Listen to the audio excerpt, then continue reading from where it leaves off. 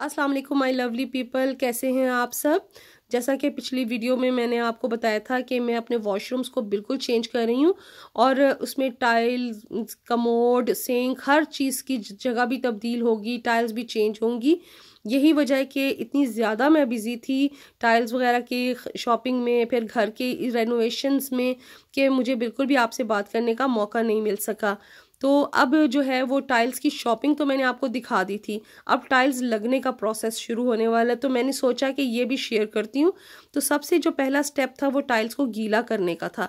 तो अब देखें, टाइल्स को बहुत सारे जो टाइल्स वाले होते हैं वो कई ये कहते हैं कि गीला करना चाहिए, कोई कहता है नहीं करना चाहिए।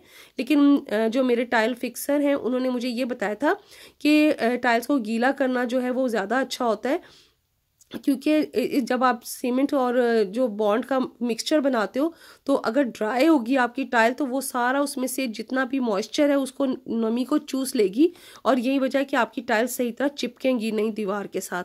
जबकि अगर आप गीला कर लेते हो तो ऑलरेडी वो इतनी गीली हो जाती है कि वो टाइल्स का मिक्सचर जो है, जो बना होगा ना बॉन्ड और सीमेंट का, उसको वो एकदम एब्जॉर्ब नहीं करेगी बल्कि आहिस्ता आहिस्ता ड्राई करेगी, जिससे ज़्यादा स्ट्रांगली ये दीवार के साथ चिपक जाती हैं और बहुत गिरती नहीं है।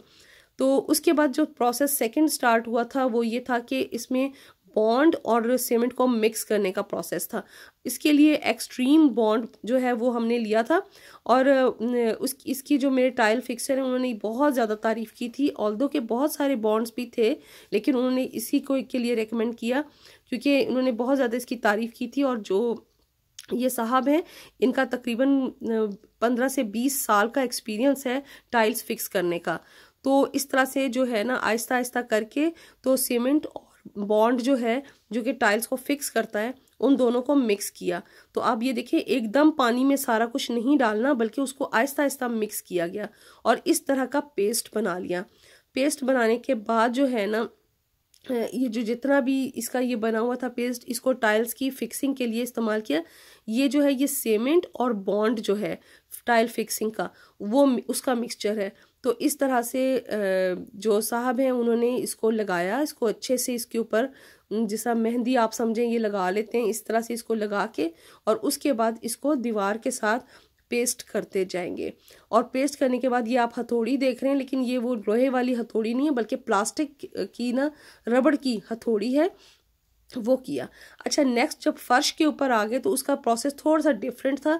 उसके लिए ये सीमेंट और पानी का पतला सा घोला सा बना लिया था और बनाने के बाद नीचे जो आप तह देख रहे हैं ये सीमेंट और रेत की सिर्फ ड्राई लेयर है और उसकी जितनी भी आपने ऊंची करनी है वो करके और उसके बाद ये जो पानी और सीमेंट का घोला सा बना हुआ था वो इसके ऊपर डालने के बाद टाइल्स को जो है आप जहाँ लगाना चाहते हैं वहाँ पे इसको लगाया जा सकता है।